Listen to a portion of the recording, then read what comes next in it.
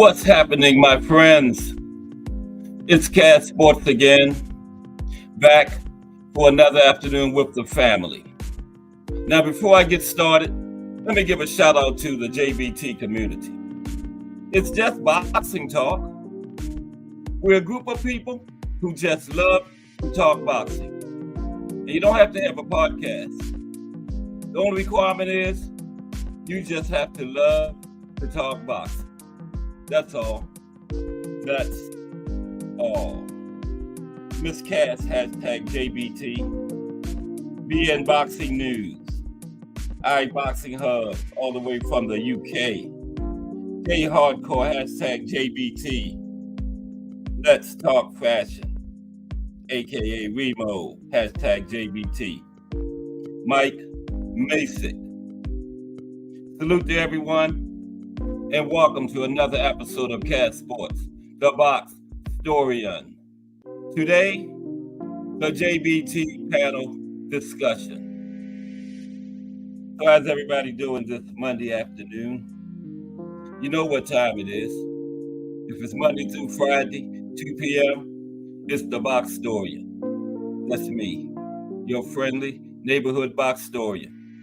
Coming through your neighborhood, handing out that boxing history. Just look out the window. You see me coming down the street. Did everybody have a good weekend? Enjoy the Lomachenko fight. It went exactly as I thought it would go. Loma in dominance.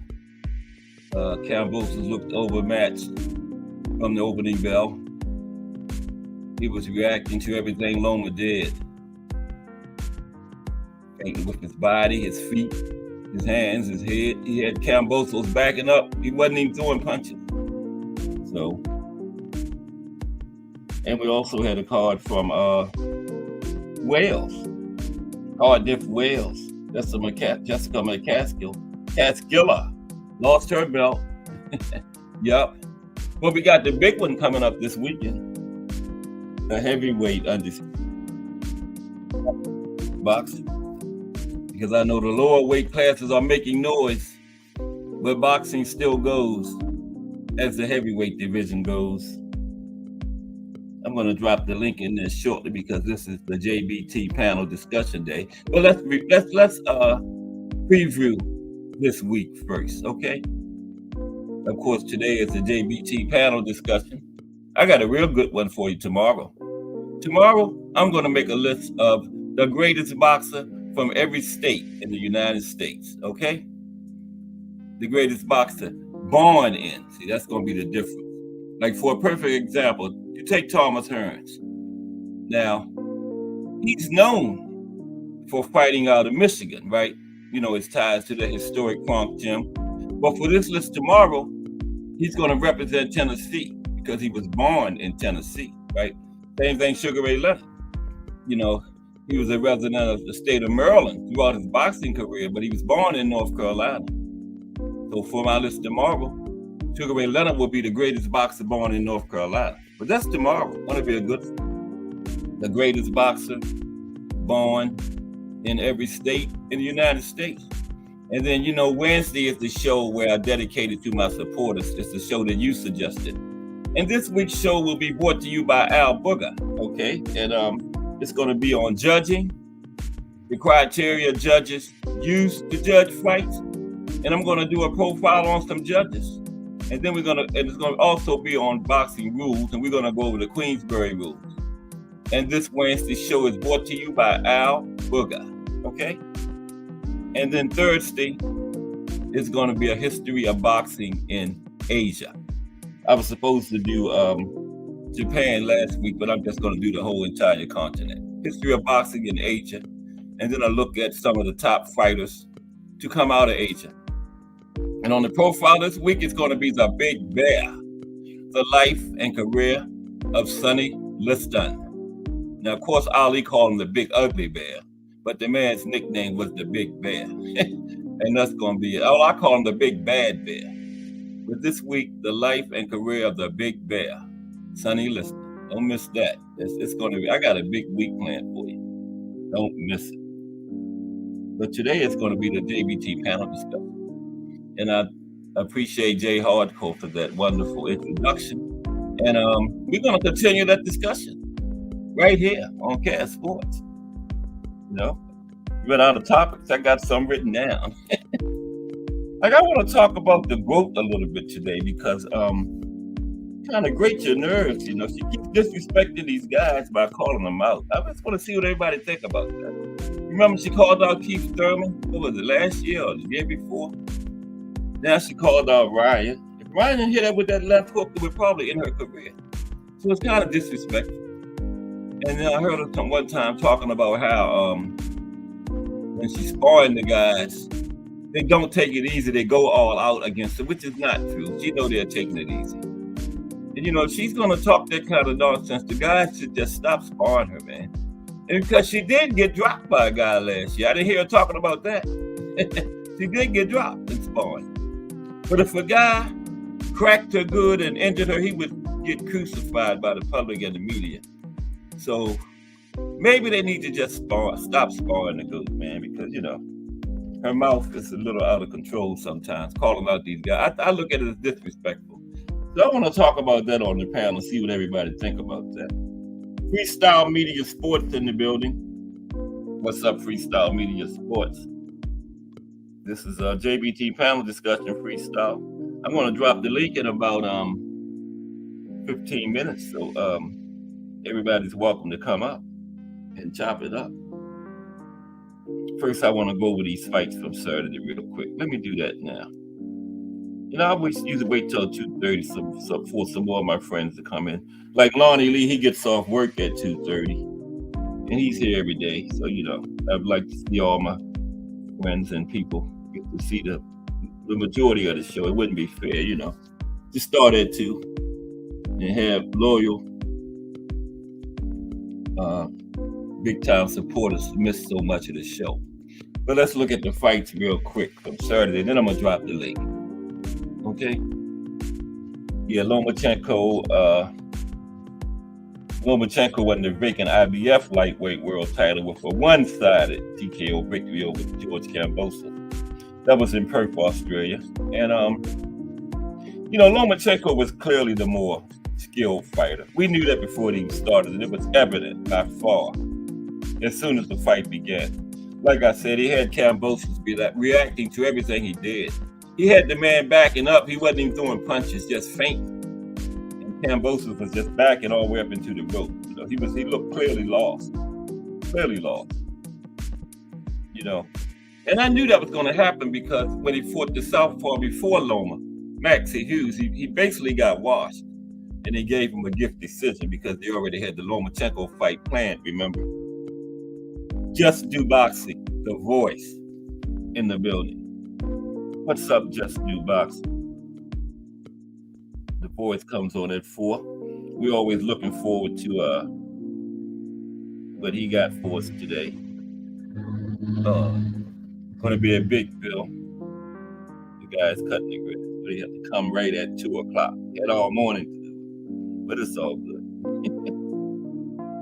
Y'all heard him. And then he had to be right by the window where my office is at 2 o'clock. But it's all good. But anyway, Lomachenko pretty much watched Kambosos. Clearly the more skilled fighter. And eventually got Kambosos out of there late in the 11th round. So like I said, Kambosos was thoroughly dominated the entire fight. In the 11th round, he got caught by another left hand to the head, put him on the mat. And the referee initially called it a slip. Okay. But Loma got the credit for the knockdown. And Kambosos got up, but after he got up, Loma went to the body. Dropped him a couple more times, and then Kambosos' father had saw enough and threw the towel in. And then earlier, in the co-main event, Shanika Johnson took the WBA bantamweight title from Nina Hughes by majority decision. Did you see the ring announcer? He had a Steve Harvey moment. He announced Nina Hughes as the winner, right? Then they had to bring him back to the middle, and he gave it to Shanika Johnson. Remember when Steve Harvey did that on Miss America, announced the wrong person? Yeah, the ring announcer did that. And before, in an earlier fight, he had set the scores backwards, remember? And then I noticed in the last fight, they had a different ring announcer. And then, hurry up and finish out there. Then, Imam Katoev defeated Richard Bolotnick via TKO. That was in the earlier portion of the card. But the first fight in the televised portion, Pedro Guevara, he took a close split decision over Andrew Maloney. And he earned the WBC interim super flyweight title. Then over in Cardiff, Wales, that's when Lauren Price completed her trip to the top of the welterweight division. And she just 7 fights into her professional career. But she got a technical decision over Jessica McCaskill. She called herself Caskilla. She lost her belts. WBN Ring Magazine welterweight straps. Yep. From the opening bell, Price was clearly a class above McCaskill. And it was a clash of heads. There was a lot of grappling and holding in this fight, and a clash of heads led to McCaskill's left eye becoming badly swollen. And then at the start of the 9th round, the doctor took another look at McCaskill's eye, and that led to them stopping the fight. But at the time of the stoppage, Lauren Price was ahead on every judge's card, 90-82. They had her throwing a shutout. So Lauren Price becomes a champion at women's welterweight. There's old school in the building. What's up, old school? We am old school of rant. Talking about starting a new show between 2 of our angry white brothers, old school and D1. That's going to be something there. Wow. Because Jay Hardcore is not doing the 8 o'clock show every night anymore. And we thought old school and D1 would be a good idea for that slot. That would really be something. Wow, I wouldn't miss that. William old school of rant and D1. Yeah. Okay, what are you talking about, Remo? Best fight announcers of all time. Well, they got certainly. But anyway, we finally officially having our meet and greet. It's going to be the weekend of July 13th in Philly at the Boots Cody Crowley fight. Yeah. So anybody who haven't heard about that, keep that in mind. All are welcome. Looking forward to meeting y'all in person. I feel like I already know y'all. Just haven't met y'all in person yet, but I'm looking forward to that. I don't want no smoke, Remo. I'm not gonna bring that thing with me, okay? I'm gonna leave it home. So you can come, Remo. But yeah, all jokes aside, the meet and greet is officially going to be the weekend of July 13th in Philadelphia, Pennsylvania at the Boots and it's Cody Crowley fight. Plus, I got a nephew that lives there. We're going to visit, me and my wife and my daughter's going to visit my nephew that same weekend. So yeah, kill 2 birds with 1 stone. But it's going to be quite a weekend. We're going to have a barbecue, a house, and all that. It's going to be fun. So everybody that can come, please try to make it. That's the JBT official meet and greet. I'm going to put the link in there now. And plus, it should be a good, exciting fight. If you like the Vila fight, you'll like this one because I think it's going to be very similar. Cody Crowley is going to stand there. He's not going to do a Kern, for sure. Cody's going to stand there and battle. Okay, for as long as he can. I think Vila probably a little bit tougher, and Cody's corner will probably throw the towel in. Vila's corner, they from that part of the world where they call it tough people. They don't believe in quitting, but I don't think Cody's corner was let him take that punishment like Vila's corner did, because that was ridiculous. Haven't heard from that man since. Is he alive or what? Haven't heard a peep out of it. That's that fight. Wow. And that's been a year. Almost. It was July, remember? Okay, let me get this link in there. All are welcome. This is Jbt Panel Discussion Day, and I got a big week planned for you.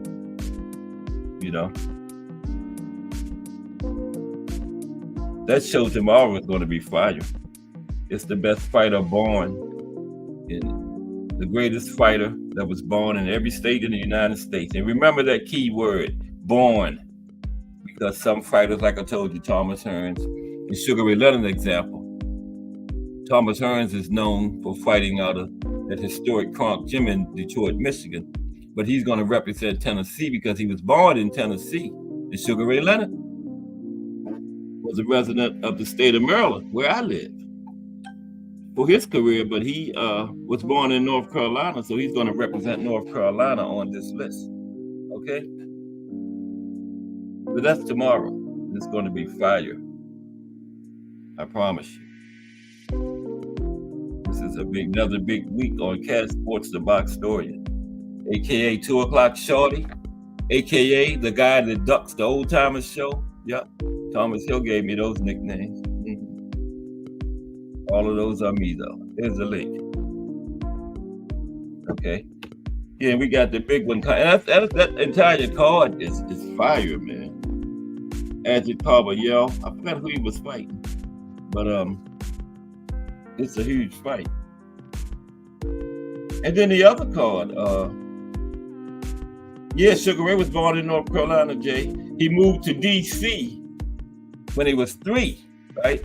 And then when he was 10, that's when they moved to Palmer Park. Okay, old school, I know you will. I can count on old school to hit the link, because old school always got a lot to say. That's why if we could get that show between old school and D1, that would be a fire show, man. Because it would definitely be different. There's no show on YouTube like an old school and D1 show would be. I guarantee you that. I haven't seen it. And I guarantee you it's not another show on YouTube like old school and D1 would be. I would be afraid to hit their link. Whoop there with them two guys. Old school is in New Orleans, so he's probably not coming to the meet and greet. Yeah, that would be something. Him and D1 there probably end up fighting somebody, another group of people. If old school and D1 was there, wow. I think D1 is from New York. I'm not sure. That would be a great show. I got the wrong phone in my hand. Yeah, Jay. He was born in North Carolina, lived there for 3 years. Yep. But I got a little piece on something else on Joe Louis too, while I'm waiting for people to hit the link to. It's called From Boxing Gloves to Combat Boots. A little bit about Joe Louis, his service in the military. Yeah. Like the guy was said, to stop the narrative I was talking last week. I just saw it. Joe Louis, some propaganda posters and movies was made with Joe Louis in them to get people to join the military, not just boxers, just to get Americans to go in the military and help them support the war effort. That wasn't a narrative. That was true. Like I said, anything that I say on here has been researched and verified. Not just up here talking off the top of my head like some people do. Okay, that's all. I'm trying to make sure I got this link and everything right, that I'm gonna pin it. Yeah. Got to be quiet for a minute, checking the link. That's right. There it is, StreamYard.com. Yeah. Now let me get this little article I got for you. I'm always finding little things. Where my pin at? Anybody seen it? Oh, there it is. Okay. But how's everybody doing this Monday afternoon? Did you have a good weekend? Seems like I just left here Friday, telling you to have a good weekend. Now it's Monday already. But that show tomorrow, don't miss that one. That's the greatest boxer from every state in the United States. That's going to be a fire show. And I got it ready already. Because Monday, I don't usually have any kind of show or anything. So I got Tuesday show ready over the weekend. I was getting excited just reading through it. It's fire. Don't miss it.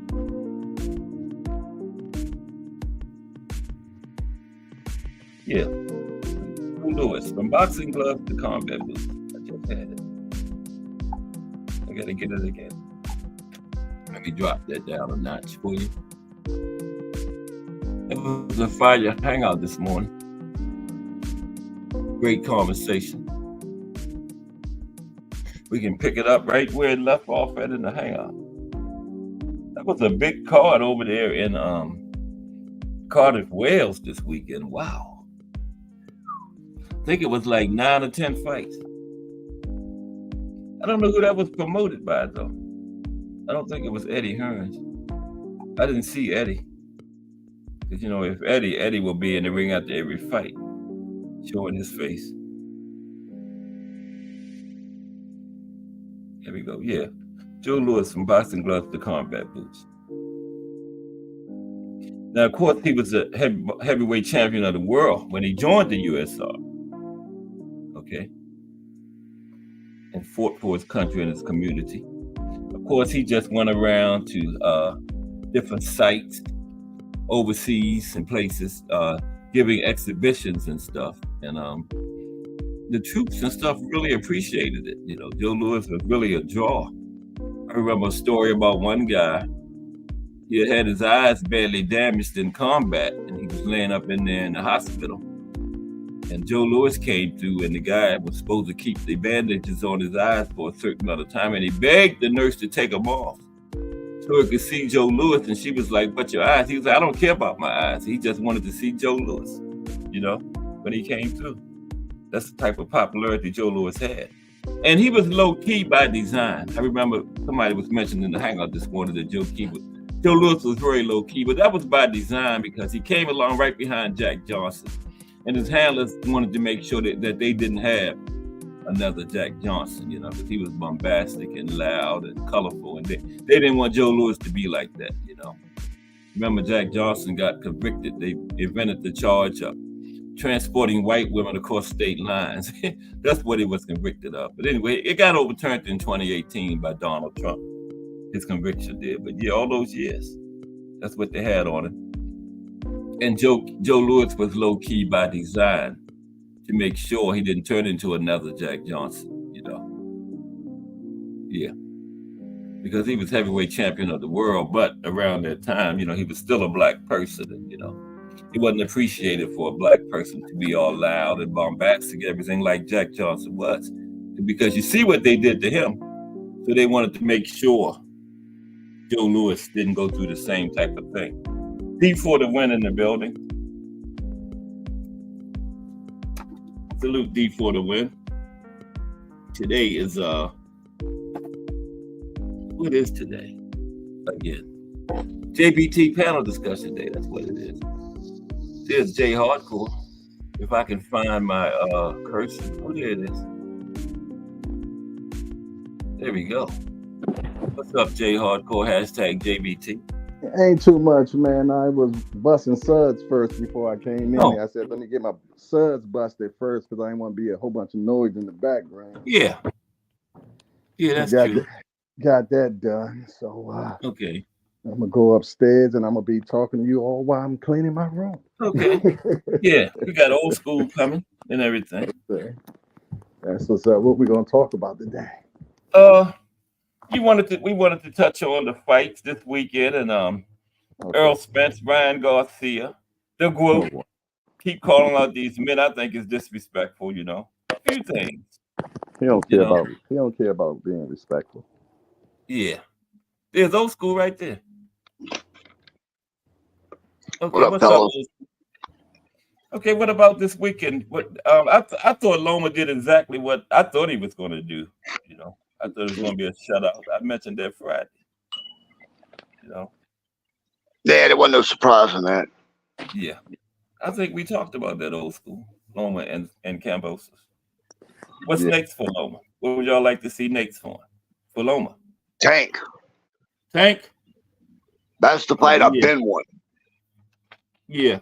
I don't know if we're gonna get that one though, because I think Shakur will come first, and I don't see Loma getting past Shakur. So I don't see us ever getting Loma and Tank. Well, see, that's the thing. Bob is right now is trying to keep Shakur with him. And he's trying to offer him 2 big fights, one including being Loma, which is why we might not get Tank and Loma right away. Okay. You know? Now, yeah. Because Loma was talking about undisputed. Now, if he loses to Shakur, he'll probably go ahead and retire. But Tank would be a good money fight to go out on, you know. You think if he loses to Shakur, would he still fight Tank? Well, doesn't Tank still have the WBA strap? Yeah, Tank's got the WBA. Yeah, that would be the last So he's got to go through Tank anyway. Yeah, but if Loma could beat, because Navarrete and somebody is fighting for the other one Saturday. I think, what is it, the WBO? And Shakur has the WBC, right?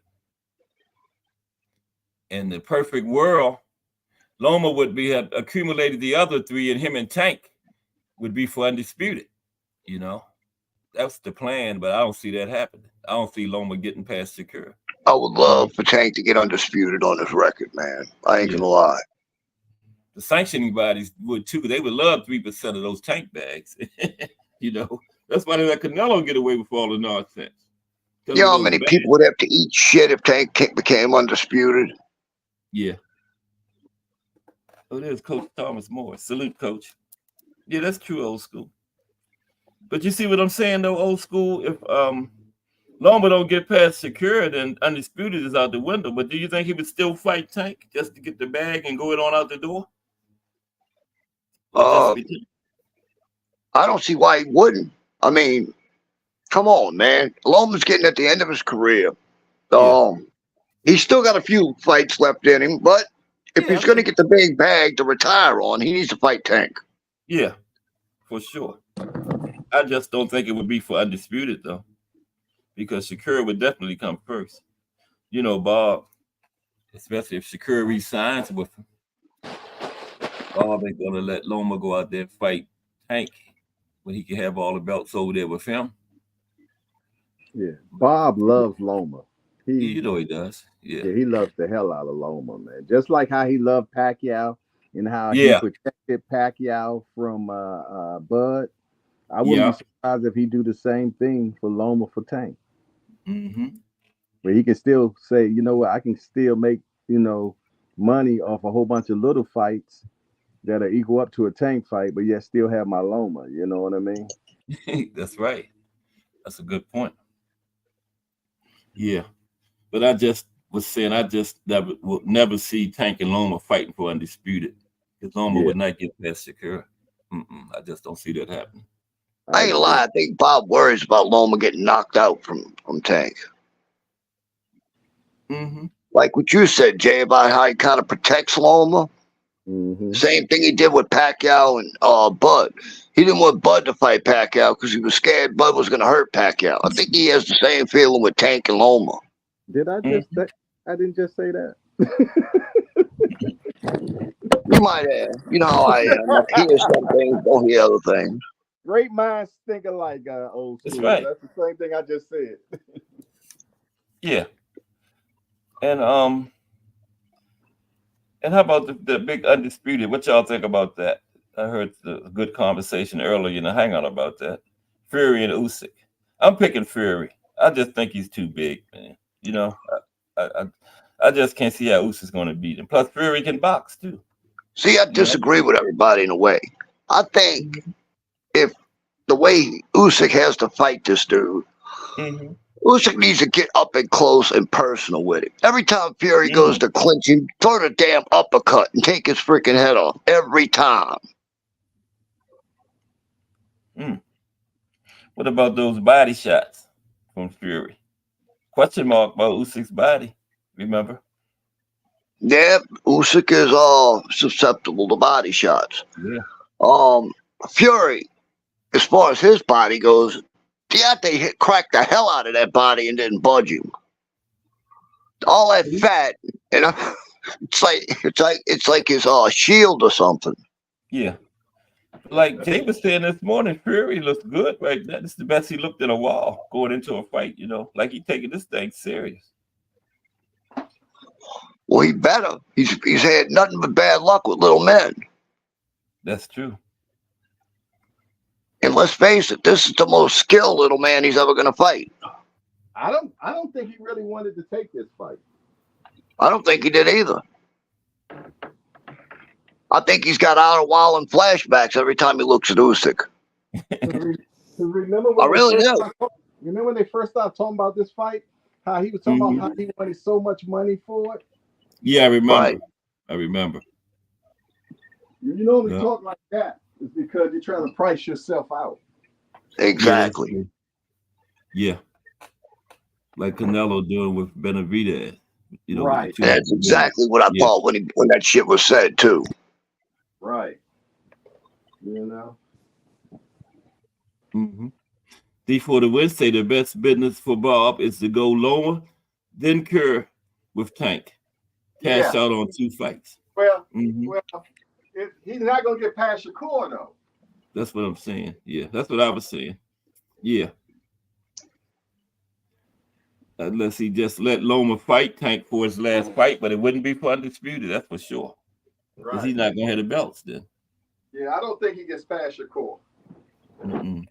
One, Shakur's a big guy considering going against Loma. Yeah. Size-wise. All right, here's a question. Who, if you're Loma don't want to fight either one of them, let's face it. But if you're Loma and you want undisputed, who do you fight first? The winner of this fight Saturday, Navarrete. He's fighting somebody Saturday for the I think it's the WBO belt, right? So I would definitely see Bob making that fight first. So Loma would have the IBF and the WBO. Then he would have to who does he fight next? Shakur or Tank? Oh, between those two, Shakur. He's been in the ring with Shakur. I mean, sparring, that is, but he's still been in the ring with Shakur, and he knows what he's got fighting Shakur. This way, Bob still keeps the belts on his side either way if Shakur and Tank, Shakur and Loma fight. Yep, so that'd probably be the first one. Oh, say it again, Jay. I was speaking to Ant and Al. If you got Shakur and Loma fighting, he still keeps the belts on his side. That is true. Yeah. That's what I was saying. Yeah, that's so true, Jay. Yeah. And Bob's gonna do his best at Tank. Bob's gonna wait and see who's better out of Loma and Shakur, and the winner of that will probably fight Tank. Be for undisputed because that winner would have all 3 of the other belts. Because I think Loma's gonna fight the winner of this fight Saturday for that belt first. I forgot who Navarrete was fighting. But he's up at 135 now. That Navarrete, is that a vacant belt they fighting for? Yeah, the vacant. I think it's a WBO. Yeah, it's a vacant one. Yeah, one of the ones Devin dropped. Yeah. Bob getting all the belts. Yeah, he sure is. Salute, Ant McQueen. Salute. That's why I think Bob should try to get 2 Tank fights. 2? Yep. If he want to maximize his money, get 2 Tank fights. Break down Shawty. Shakur and Loma, right? The way he would exactly. That's the way he would be able to do it. You have Loma and Tank for the unification. Best case scenario, Loma gets the dub over Tank, and then they have all of the belts over there on the top ring side of things. But in the event that he loses, he can still pair up the winner of Baranchik and Navarrete with Shakur, and then have another Tank fight. That's right. Unification, then undisputed. Yeah. Coach, they had both of them. Good point. That wouldn't be bad. Good point. I see Bob thinking like that too. Yeah. So one thing Bob knows how good Tank is. if you listen to some of the things Bob said, Bob knows how good Tank is. So he act like he don't know. He act like he don't, but he knows. Yeah, he knows. Unless you been living underneath a rock. 3 out of 4 fights with a southpaw. That's right. Lonnie Lee in the building. Yeah. I think Baranchik Navarrete win is going to go to Loma, man. Oh, that's what I think, Coach. That's what I think. I agree with you, Cass. Yeah. Tommy, what up? What's good? What's happening, people? Good afternoon, everyone. That's almost a no-brainer there, Coach, ain't it? Yeah, it's an easy route for him. Mm-hmm. Definitely think that's going to be his next fight. Then they'll think about Shakur and Tank after that, but then he'll have 2 of the belts if he wins it. What y'all think about Loma and Navarrete? That's a good fight, man. It's a good fight because Navarrete he's awkward, he's unorthodox, and it might present a problem to Loma. I don't know, but it's always the question mark because he got that real wild card style. Yeah, I think Loma beats him. I can't figure out whether it would be decision or whether it would be stoppage. But I definitely see Loma beating him. I would say decision, yeah, because he's going to present a lot more of a problem than Kambosos, you know. But Loma still got the intelligence over him. Yeah, that's true. He sure does. Question: This Baranchik, this is the same Baranchik that was fighting at 140 pounds? No. Oh, okay. I was gonna say, how the hell he pulled that off? Actually, I know they say his name like that, but I don't think that's how it's pronounced. It's not spelled the same. Okay. I think is this his first fight at 135 too, right? Both of them, I believe. I believe so. Yeah, I think they're both coming up. Yeah. We knew that when Navarrete fought Conceição. We already seen that play. It looked like a play for Navarrete to face Shakur. But that's what I thought. Things start taking different shape though, man. I guess they got Loma on that fast track. Yeah, I thought it was going to be Shakur after that too. I knew he was definitely moving up, but yeah, it's going to be Loma. And when is Wilder and Zhang fighting? Is that that's not on this card Saturday, is it? Wilder and Zhang. What card was that on? I thought that was June 1st. That was on the Bivol and Beterbiev, Coach right? Tommy is Ivan Baranchik. That's the one that fought Jose Zepeda. Okay, right, that was one of the best fights a couple years ago. There was like 5-6 knockdowns in that fight. Yeah, that was a great fight. Getting after it. That was a fantastic fight. Is this his first fight at 135, man? Dennis Baranchik, I have no idea. I was more familiar with Ivan Baranchik, the one that fought Zepeda. I know that this is Navarrete's first fight at 135. He just came up from 130. Okay. Yeah. Yeah, Wilder and Zhang was on the Bivol and Beterbiev card, right? That was June 1st. Yeah, I think you're right, Cass. And is Bivol still fighting somebody on June 1st, or is the whole thing postponed? I heard somebody's fighting somebody else. No, he's fighting somebody. I can't remember the dude's name. I never heard of him before. Okay, so good. That's still on then. Okay. All I know is if Wilder come out there in the press conference and gets all respectful and starts acting all weak, I ain't watching the damn fight. You're not a That's fan my of guy, Wilder bro. with the, I don't want to see the that Gucci shit. silk pajamas? Well, I want to see him come out there and bite the man's nose in the off. locker room, getting his hands wrapped in the last fight. Yo, your man had Gucci pajamas on. I said, what is he doing? Bro, all I know is I want to see him bite the man's nose off in the press conference. Yeah. What's up, GP? Hashtag JBT. Yeah, I agree with you, old school. The more I think about that fight, man, the more and more I see Zhang winning. Okay. The more and more I think about it, man. Why you say that, Coach? Because it seemed like Wilder. It seemed like he lost a little bit on that trigger. Mm-hmm. I don't think his trigger is quite as quick as it was. He was never great at getting out the way of punches, and I don't think he got no better at it. He's not getting out of the way of shots. I think he lost a little bit of that hairpin trigger. And Zhang is a big dude who knows how to box. He's got skill. You know, I don't think one right hand going to take him out. It might take a few. You know. Yeah, part of that is if I see Zhang coming forward, it's going to be a problem. Part of that is Malik had him doing all kinds of other dumb shit instead of doing what he does best, and that's throw the left to hide the right. Mm-hmm. Yeah, I was starting to lean a little bit towards Zhang too recently. Yeah. He's just too solid.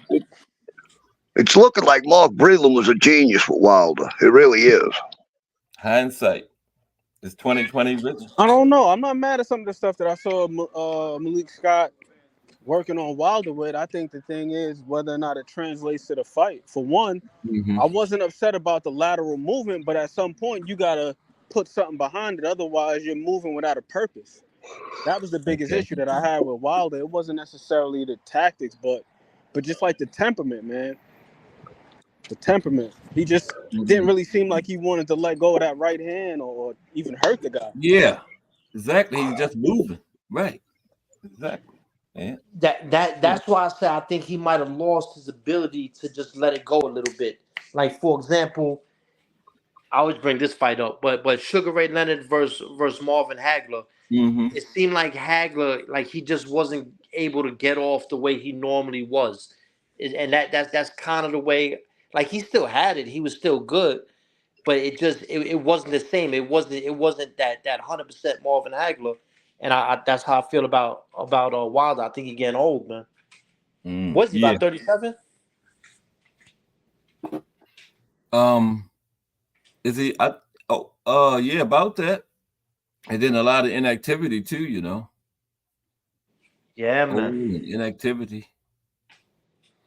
But he did get an entire fight in his last time out, so. Yeah, he's sure. I give him props though, man. He ain't taking no easy fights, man. No. Not at all. Okay, what about do y'all give Bud a chance against Canelo if that fight materialized? Bud versus Canelo. Somebody grab that one. Look, bro. I look at it this way. If Bud's going in there to win on points, then he could do that. If Bud's going in there to try and win by knockout, it ain't happening. Would you like to see him fight somebody else at 168 first? You know, instead of just going. That's like still 3 weight classes. Well, he's gonna fight at 154 first, so but it's still 2 weight classes. You know. Let him fight Morrell.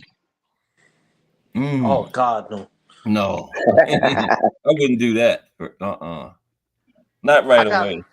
I got a problem with Bud fighting Canelo, man, because I know, you know, it's a lot of talk how Bud, he regularly spars with dudes that are 168 and 175, but this ain't just the average dude at 168 and 175. You know what I'm saying? Like, he could really crack, man. Like, I don't know if Bud stands up to his power. Be quite honest. That's the only thing I'm worried about is can Bud take Canelo's hard shots? Because he's gonna land some. He definitely gonna land some. And Canelo got that chin, man. Bud ain't. I don't think Bud knocking him out. Yeah, no. I don't think so. What's up, Canelo been hit by some big dudes, bro. It hasn't even budged him. I don't even want to see Bud fight at 168. I'd rather see him unify at 154, or go undisputed at 154, and then maybe go for a belt in a 5th weight division at 160. And that's it. Yeah, you're doing too much, man. That 168 thing, I think you're gonna get hurt. He's trying to get paid like Mel did, probably. That's the way I see it. I ain't mad at that. Yeah. I wouldn't mind seeing him and Earl again at 154. You know. I want to see Earl versus anybody. Yeah. Yeah, I want to be honest. I want to see Earl versus somebody that's not great right now. Like who? Ryan? I agree. Look, I just want to see Errol get in there with somebody who's maybe not in the top 10, top 15 maybe, just to see if he can take a damn punch after that shit. But old school Earl got that thing about tuna. Yeah, I know. He needs to get over that shit. Yeah. If I'm his new training coach, I'm telling him, look, bro, all that goes out the window. I got to make sure you're all right. So you need to fight such and such. And let me see before I put you in there with some real heat. Yeah. Anything about a new coach yet for him? Anybody heard anything? I ain't hear nothing, man. Me neither. I would like to see EJ fight Fundora. Even though Fundora's a top 10 dude, Fundora can crack. He got some shit with him, but he ain't the most skilled dude in the world. It should be like EJ should be able to outbox him, outland him, get him out of there. If he can't get Fundora out of there, then he done. I think the perfect fight for EJ right now is Castano. Castano's been out of the ring for a good long time. I had to. They fought in amateurs. What are we talking about? Okay, Jay. No, I just finished the phone call. I was saying, what are we talking about? I was talking about Earl. The next move for Earl. EJ. Old school was talking about him. The coach was talking about him and Castano. What was you saying, old school? Yeah, look, Castano's been out of the ring for a good long time. Let him and Castano handle it. I hope his next move is Castano and amateur, so it's like they know each other. Let him handle it. But I don't think that's going to happen. What was that, Jay? I said I hope his next move is retirement. Oh, retirement. Yeah, me too. Me too. The brother took a lot of damage in the last 3 years. And he had the retina problem. You can't play with your eyes like that. Right. It's not the retina. He also had something else with his eyes too. Didn't he have two things with his eyes? I think it was the other one. Right? It was the other eye, wasn't it? He had an issue with the retina, and then he had an issue with the retina, and he also had cataract. Right. Yep. Sure did. He just had surgery on it a couple months ago. He had cataract surgery. Right. Yeah. And I think that probably had something to do with the accident. Yeah, but then he had reconstruction surgery of his face. Man, that man had a lot of shit. Got his teeth replaced too. Those ain't his original teeth that he got now. Right, exactly. Yeah, it could be lingering stuff that he don't even know is going on. That could be still going on from the accident. Yeah, and he said when he got thrown out of that car, his hips was hurting him so bad. Yeah, but he was doing over 100 miles an hour. That affect movement. Damn, he been through some shit, boy. I know. You don't know from any of the injuries that he sustained. Look, they affect that time. Not just in the moment. In the fight against Ugas, when he dropped the mouthpiece, and he stood there looking, and then Ugas hit him, and it's like he come back to life. That looked like a damn brain glitch to me. Oh, he said he was bad, wasn't it? Embarrassment. He said he was looking inside the mouth. He said he was looking for his teeth. Oh yeah, he thought they were still in there. He said he was looking for his teeth. Right. But I'm telling you, it looked like a brain glitch. No. He spoke on that in the interview. Well, school. He said he was literally looking for his teeth. Yeah, I know what he said. He had a partial in his mouth. He thought his teeth got. I know what he said. I'm telling you what I think. Okay, old school. The dude was clearly looking on the thing. He said he knows best. I mean, he had a partial in his mouth. It's not all that hard, bro. That is permanent. The Boxing Menu Podcast Plus. Yeah,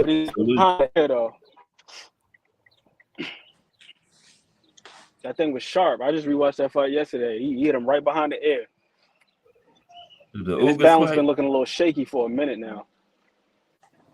Yeah. That's my biggest concern for him, man. His balance. You go rewatch his old fights, and you forget how light on his feet he actually was. like when he was fighting guys like Samuel Vargas and stuff. Mm-hmm.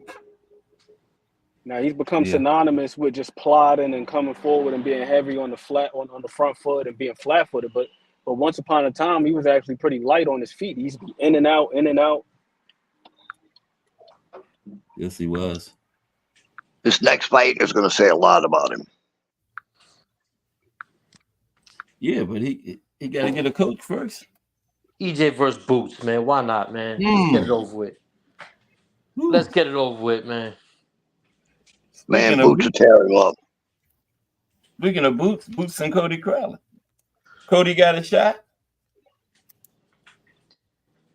No, if Cody got a shot at Boots, man, I got a shot at Jennifer Lopez.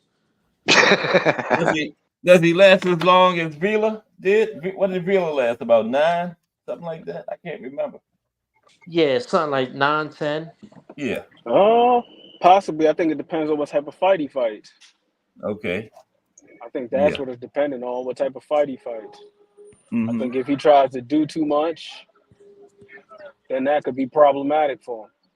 But if he mix it up, he fight in spots, I think he can last pretty long. One thing I do say about Cody Crowley is he a pretty big guy. He's like, they got him listed at 5'10", but he looked like he's like an even 6 foot.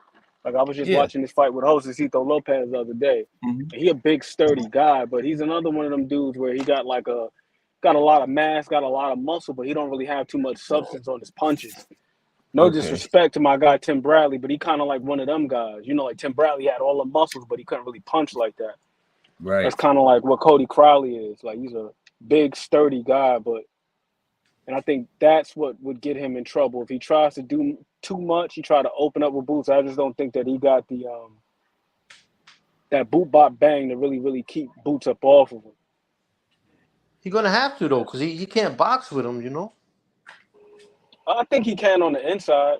On the inside. Cody Crowley got a solid little inside game, man. He pretty crafty on the inside. Boots got a solid inside game, but if I would say the one area where he isn't his strongest is probably on the inside. He's not terrible, he's not trash, but if I just had to pick one area that wasn't his strongest, like from the outside, mid-range, all day, but the inside, it seemed like he have kind of like lapses at times on the inside, like where he could like pose and be there to be touched. But then again, it's like even if Cody Crowley is touching him, I just don't know how much of an effect that he's going to have on him physically because he's just not a strong puncher. How tall is Boots? What are you, about 5'10", 5'11"? Yeah, about that. They're comparable in size, but, you know, it's going to be a clear difference in attrition, though. Mm-hmm. Clear difference. Like, you know, Boots can punch. It's such a difference in just pure athleticism between the two, you know? That, too. That's the other thing. I mean, Crowley a decent athlete, but he ain't very athletic. Nah, not at all. Not at all. GP said Cody done He's put a himself tough guy, in too.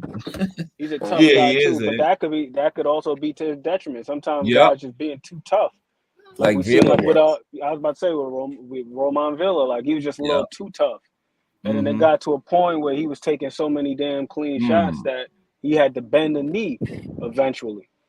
You haven't heard anything from him since. Anybody? I haven't heard anything from Villa at all. Well, he was suspended for a minute after that. Yeah. You know when a guy gets stopped like that.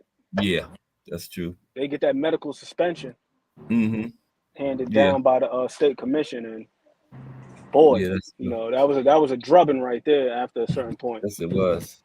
They should have stopped that long ago before they did, like 7 or something like that. Yeah. It's a damn shame, man. I don't see Boots getting any really good fights until he move up, man. I know. I don't really see nothing there for him at 147. I agree. Stanionis and Barrios would both be good fights. I wouldn't mind watching them, but it's not gonna. Them fights aren't gonna propel him into the next level. You know what I'm saying? I would like to see them two fight each other, Barrios and Stanionis. Yeah. Nate. I would like to see Ryan and Devin Haney fight Barrios and Stanionis. That would be good too. Yeah, and Ryan said he was going to 147. Al Booker said Boots is 5'10". 5'10". Stanionis don't play. Stanionis He looks fight. small, man. He looked good for as long as he had been out of the ring, Coach. Remember, he hadn't fought in what since 22, I think. I don't think he fought last year, and he looked pretty good in his last fight. Yeah, he did. No, the kid can fight. He can fight. He don't mind getting hit. You know, some fighters don't like to get hit. Stanionis don't mind. He just wants to fight. But he got some skill. He got some skill. He's not a total reckless brawler either. No, he's not. Mm-mm. So what do y'all think about Errol versus Danny, number 2? That'd be a good fight for Errol, probably. At 154, yeah, it would. That would show what he's got left. When is the last time Danny fought, though? Wow. Is he retired? Not that long ago. Really? Danny? Benavidez. Yeah. He fought Benavidez, Jose Benavidez. Yep. Okay. When was that? That wasn't last year, was it? It was like 20. That's a good question. I don't know. I can't remember. Yeah. But that was his last fight, yeah. He schooled Benavidez too. Been a minute, yeah. It's been a minute. Danny Garcia was my guy, man, but he had his limitations. Yeah. He took all the smoke, though. He did, yeah. He took all the smoke. That's a fact. He did. He fought them all. Mm-hmm. Okay. That's a what fact. About? Okay. You had something else on that, Coach? On Danny? Yeah, he did. What about the Charlo brothers? What are they up to? Are they retired or still fighting them? Or what? What are they doing? Looks like Maul's going to retire. He said, you think he is? Or you said he is retired? Or you think he's going to retire? He said that you don't have to. He was telling what's the guy's name? Chad Ochocinco, whatever. Yeah. That he's lost his heart to box. Yeah, okay. OD for the win just put a good one in the chat. What about Earl and Erickson Lubin? Ooh, that's a good one. Yeah. That's a real good one right now. I think that one more than Danny Garcia would tell us what's left with Errol Spence, because I like Danny Garcia a lot, but you know, one thing with him is he don't really move his feet too much. And Lubin, we saw in that last fight with Ramos that as well as he can punch, he can also move too. He did a great job of boxing off the back foot. And that's one of the things that we should be looking at with Errol Spence. Not just how he takes a punch, but also just like how he moves, because his balance, again, it's been pretty shaky for some time now. Like even in that Danny Garcia fight, he had some moments. Same with the Ugas, he had those moments. But you know, because he won, we kind of just glossed over it. Yeah. You know what would be real nice right now? Gregory Pratt said a good thing. He said he wants to see Jamel at 154, 160. But as soon as I seen that, man, I thought Jamel Charlo against Adames. That would be lit. Or Janabek. Yeah. At 160. You know what I'm saying? Because I don't. After dude moves up 2 weight classes, I don't see him killing himself to make 154 ever again. I was thinking the same thing too, because then the other thing with that too, Coach Tom, is you don't want to mess around and do any damage to yourself physiologically, like we saw with Roy Jones going up to heavyweight, coming back down to 175, and then his reflexes were just like shot after that. He was never the same. Yeah. Bruce Gas, Boxing, Jazz, and more. Salute. Is in there, What's Bruce? up, Bruce?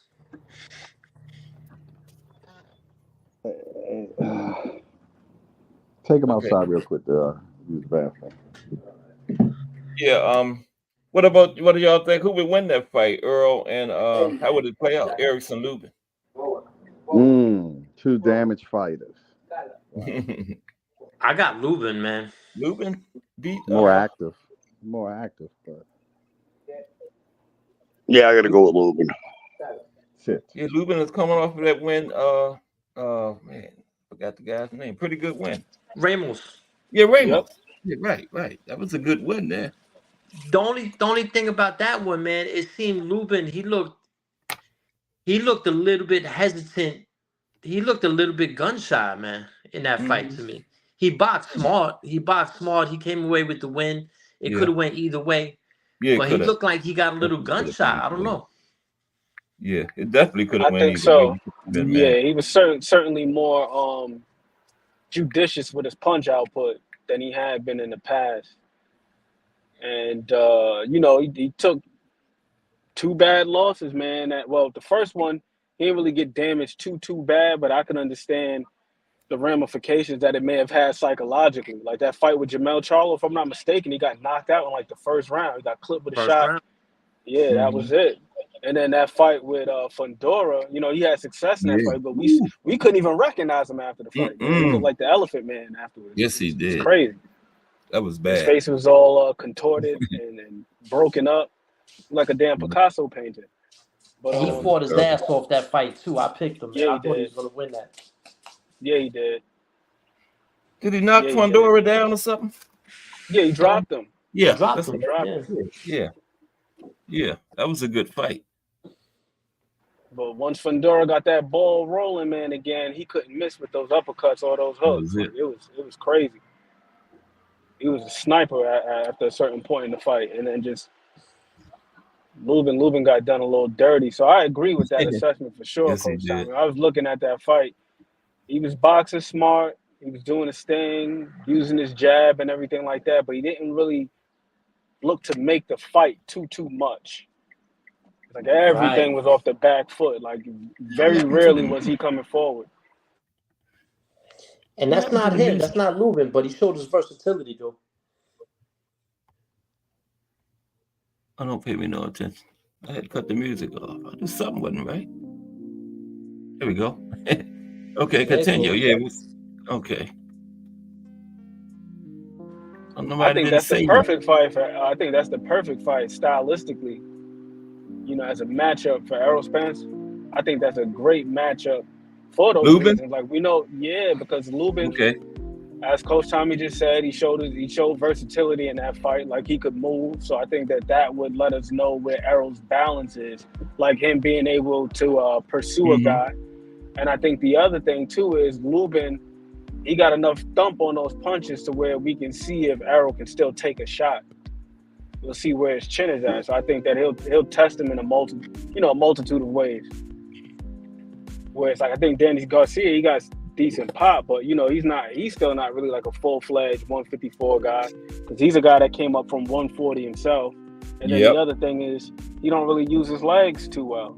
So if Errol could just pick at him kind of similarly to the first fight and just jab, and then, occasional body shot, what does that really tell us about where Errol Spence is right now? E-class, salute. Yeah, my only question with that is coming back in, after that loss, after the time off, are they going to put him in there with someone who can punch like Lubin? Lubin don't just got pop. Lubin is a real legitimate puncher, man. Do you risk that? Do you put EJ in there with someone who can punch like that his first fight back? I don't know. Oh man, GP says Earl will have a lot of problems with guys that exercise lateral movement in this point of his career. He will beat guys that's verbally standing up to him, but lateral movement will give him problems at this point in his career. He might. I don't know. I don't know if lateral movement will give him a problem or not, because he seemed to do good with lateral movement before. He was good at cutting off the ring, utilizing his jab to try to maintain distance. Cutting off the ring to try to counter that lateral movement. I don't know. You know what I'm saying? I don't know. But if someone's going to outmaneuver him, he's still EJ. You know what I'm saying? He's still, even if he's 75%, I still think it's going to take a top quality fighter to just outclass him. Yeah, it's enough to beat Ryan. I don't know. Yeah, what you think about that? Ryan Garcia and Earl Spence.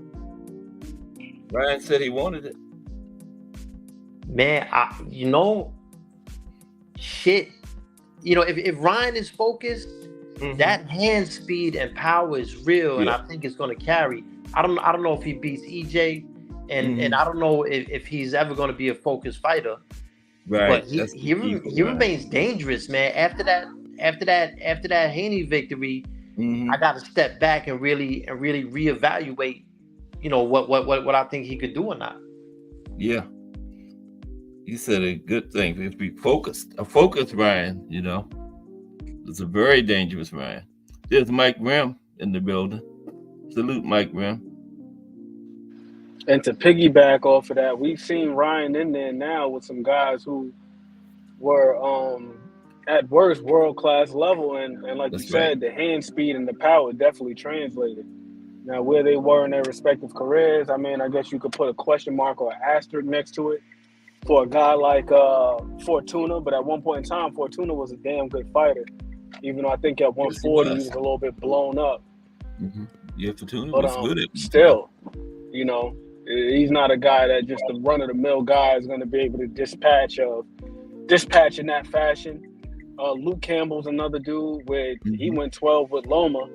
Yeah. This dude was Olympic gold medalist, damn good fighter. He had success in that fight. Ryan's hand speed and power was the equalizer. That body shot we just seen with Devin Haney. Dropped him 3 times. Well, more than that, but 3 on the official. So I think Ryan, he's always going to have that ace in the hole, to where it's like if you're not intelligent enough, if you're not crafty enough, then it could be extremely problematic for you dealing with just those 2 attributes, his speed and his power. And and you just look at his frame, man. He's not a little guy, so I could easily see him moving up to 147 and possibly even 154 and being able to hold his own. So I got to echo that sentiment, like 1,000%. Like I'm in 100% agreement. Okay. What's up, GP? What's up, fellas? What's up? Not too much. How you doing? What up? Man, I had to cut my little shower short for real, because y'all on it right now. I'm like, I gotta get this conversation. Yeah. What you got for us, GP? Nothing. We was talking about Ryan making the transition to 47. Yeah. Yeah, he could do that easy. Yeah. He could do it easy. I heard Ant and I heard a couple people talking about it, but his left hand is deadly, man. Yes, it is. And I've been saying it. I think we all been saying it. Yeah, he's supposed to be up there with the big boys. Skill level, it depends on what you're looking for. Per boxers, sluggers, check the kid record out. No, he knocks everything out. Like Tank did. He knocks everything Only loss is the Tank, right? That's it. Yeah, he belong up there with the big shots. I agree. Do it matter how you get it done? No.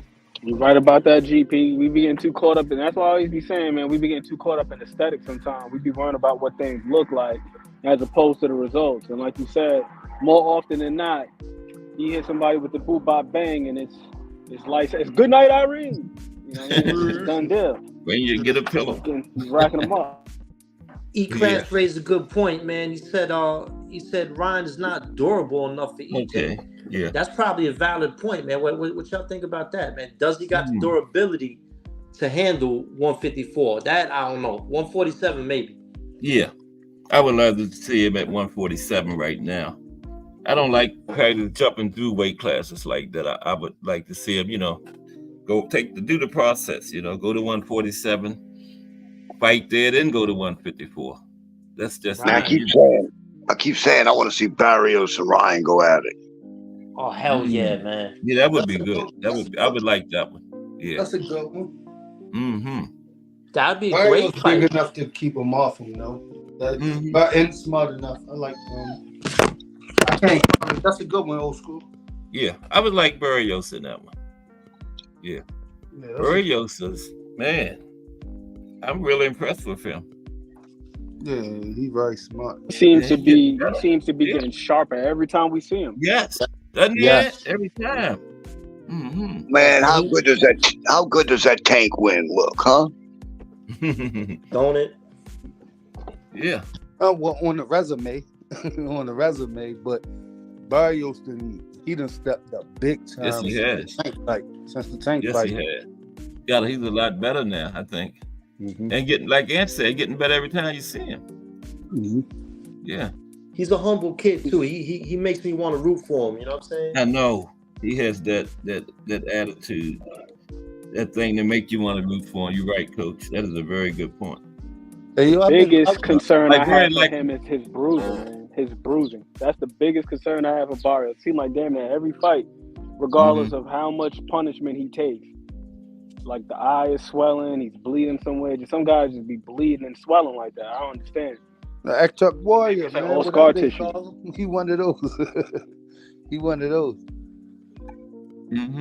But I don't want to see them.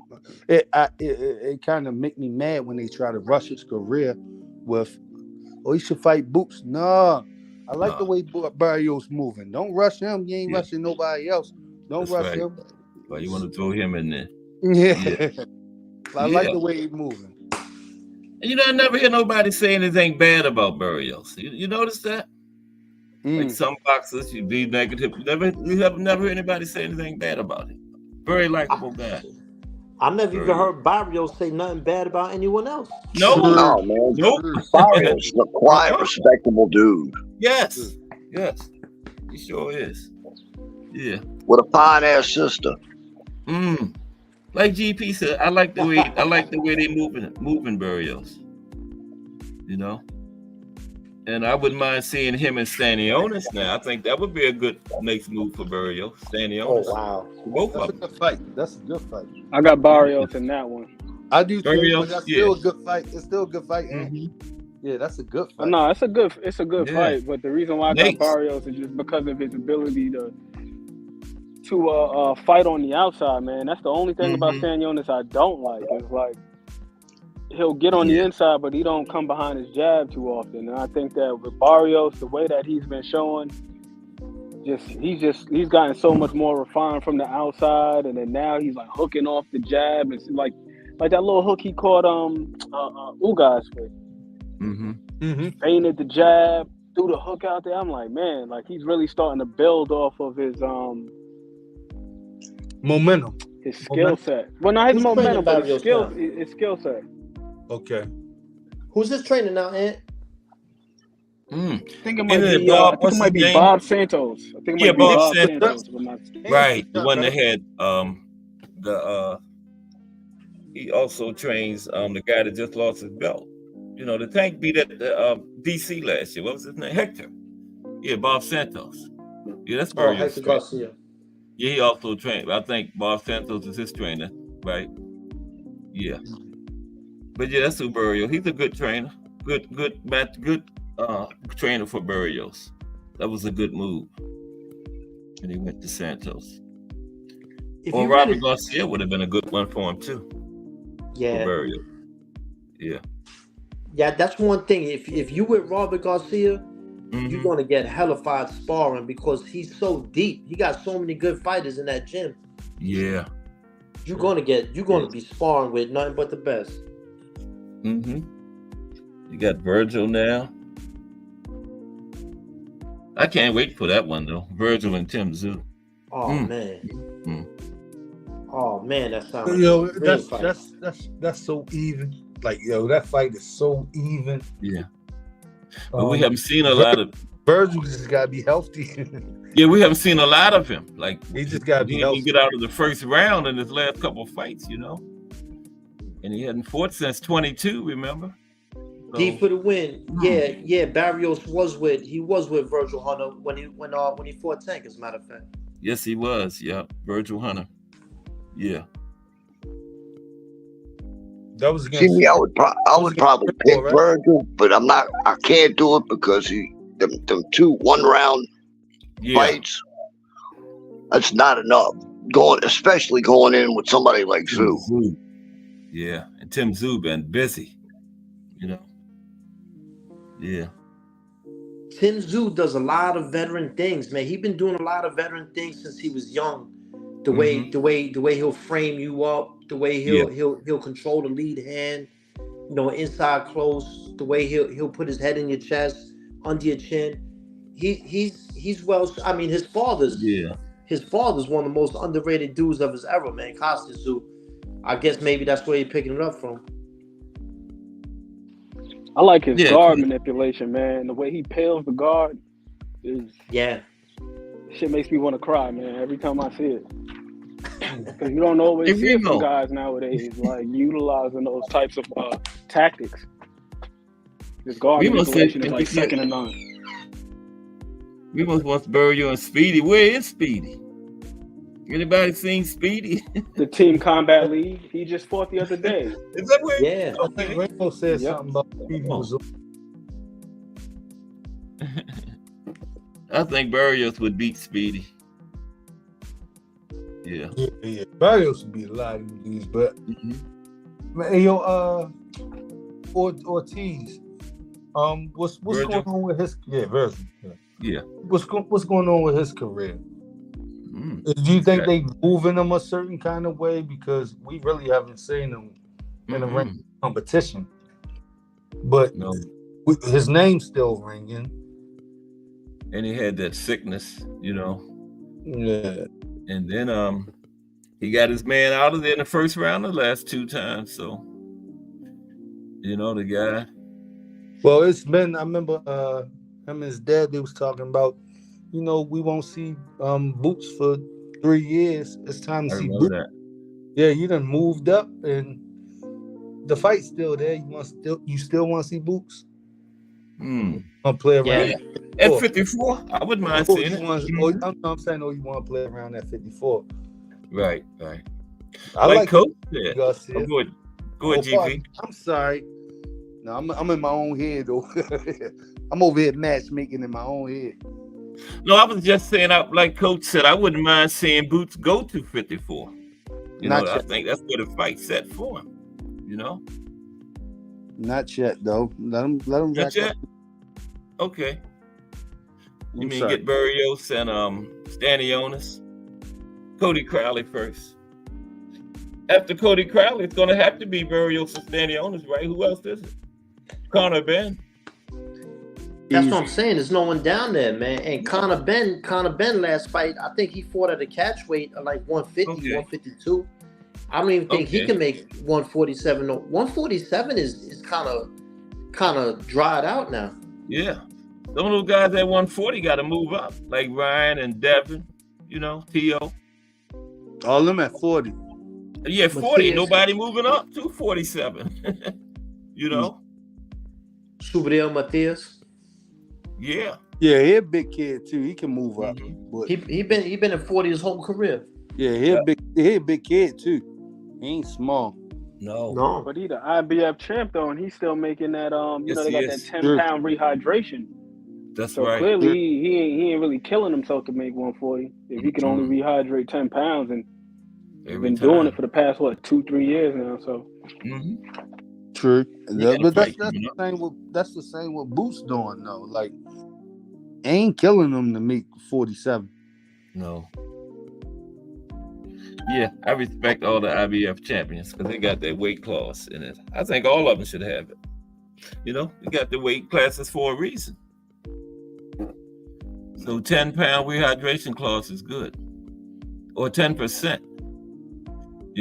Like 147, you could go up like 14 pounds. It's 10% of every 10% rehydration clause in every weight class would be a good rule. I've been saying that. Yeah. The bigger weight classes could put on more pounds back on, you know what I mean? Yeah. Tell you what, if they had a 10-pound rehydration clause for all weight classes except heavyweight, it would force dudes to fight at their natural weight. Yeah. Yeah, I said like 10%, That you would be able to put a little bit more than 10 on, but yeah, just 10%. Like 147. Right about that, Will. Yeah. That's very true.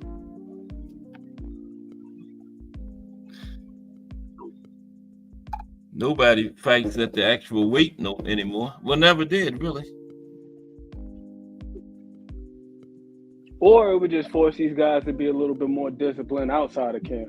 More That could be disciplined, the that's other right. thing. Some of these dudes, it's not so much a matter of them not being able to make the weight safely. It's just, guys, all of these guys aren't necessarily year round, especially with the type of money that some of these dudes are making. It's not like back in the day where you had guys fighting 5, 6, 7 times a year. In Sugar Ray Robinson's day, this dude, he fought 5 times in the month of December alone in 1964. So yeah. the incentive isn't necessarily there right now. It's like, why do I got to kill myself for if I'm only fighting twice a year, if that? I mean, enjoy myself and enjoy my money in between fights, and then I'll just kill myself to make weight when I do got something lined up. Yeah, because I only got to do it 1 or 2 times a year. That's right. Yep. Well, I said it before. I'll say it again. PBC needs a regular TV channel so they can get all these young guys fighting. Because just 1 to 2 a year is not cutting it. No. 1000%. Let's talk fashion. What's up? Good afternoon. What's up, That's everybody? the guy to talk to about that. He's been talking about that for a minute now. Remo's been saying that they need something over at PBC, kind of like a pro box situation where you got the younger fighters just to keep them busy. Yeah, you got to do something, dude. I say they invest in OTX. I think they should invest in. Give them a little bit of paper. They already got the compound in order for that to take place as well. Yeah, Remo, I see you said Tio is way too small for 147. So you say he's going to be at 140 for a minute then, right? Yeah, I don't think he got his power. He got power, but I don't think he got the power to carry up. And then he look kind of small to me. He's short. At He's 140. real short. Yeah. I don't see him I don't really see him at 35. He has that defiant power. When he starts stomping to you, he puts you on pause. It don't look like that now to me. I think 140 is damn near perfect for Tio. Right where he's at right now. Yeah. So I agree. He'll probably be there for a while. Josh Taylor and Catterall is coming up. I think it's the week after this one, next Saturday. Y'all think Josh can do it again? I'm not Josh, Catterall. The way he beat Josh the last time. But this one isn't for Undisputed, of course. The man got robbed of Undisputed. Probably never get another chance in his career. I believe so. I mean, if Josh hasn't shored up the things that gave him issues in the first fight, then I can see it being a repeat. And then the other thing to be concerned with, as it pertains to Josh Taylor, is whether or not he's actually going to have the legs and he's going to have the endurance. Because he's another big-ass dude that's been draining himself to get down to 140 for a minute now. Yep. He was talking about after the Tio fight, he didn't have no legs. Because he had to kill himself to make weight. So I don't know if this weight cut is going to be any easier than the last. Yeah. He was talking about going to 147 way back after the last Catterall fight, remember? That was in 22. Talking about a potential matchup with him and Bud Crawford. Yeah. Once upon a time. Yeah, that was way back in 2022. Yeah, I remember that. He's still at 140. The problem with some of them dudes, they really identify that, like that in-between weight where they get the advantage because they're heavier than most. It kind of it benefits them, but they can't really move up because they lack a certain aspect needed on the division up, whether it be power, whether it be size, whether it be height. So them little in-between, because I don't imagine what what's his name? What's the guy that Devin beat? Right. Oloma? No, the lefty dude. Regis. Regis. Okay. Regis don't got the height, the speed to even compete at 47. So it'll look great for him. So that's why he kind of stood at the weight class he stood at. It's a good in between weight for him. Yeah. Regis stays in the gym too. I think I heard Regis is like a gym rat too. But it ends up biting them in the hind parts in the long run because Now you get to a point where you're struggling to make that weight. And then now you have these flat performances. You don't have any type of juice because you've been killing yourself to make that weight all this time. And then you put yourself in a position where you're too big to drop down to 135. Right. But then, like Remo says, you're completely overmatched at 147. So then now your best bet is to be damn near a shell of yourself at 140 or whatever division it is that's in between. Yeah.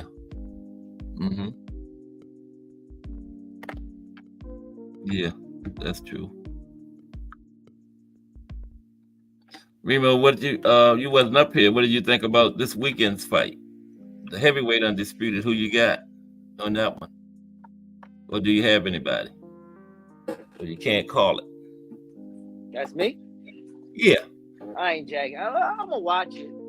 It. I'm just not, it just has to happen. It's good for history, but I want to see the young bloods getting in. There ain't that many young bloods in the division, so after these last couple of big names come, the division might go away unless you got some. Carbajal is Ajit Carbajal. He's fighting Saturday. How old is he? I'm not sure. And Big Baby. And somebody he's supposed to fight Big Baby sometime soon. That's what I want to see. Carbajal is fighting. Is he fighting Sanchez? Right? Is that Carbajal? I think so. Let me check. Somebody said that might be the best fight on the card, better than the heavyweight fight. That's going to be a good. I like Carbajal. After I seen that Day of Reckoning performance he had, I was sold on him. In order to make this their division relevant again, they got to start showcasing younger talent and getting the casual audience into young fighters at the heavyweight, man. But they don't really got nobody with personality like that. All the guys that used to go to boxing back in the day, football getting them now,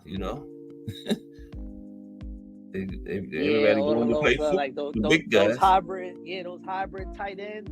Yeah. Man, they built like football. They built like boxes right there, for real. I never think about it like that.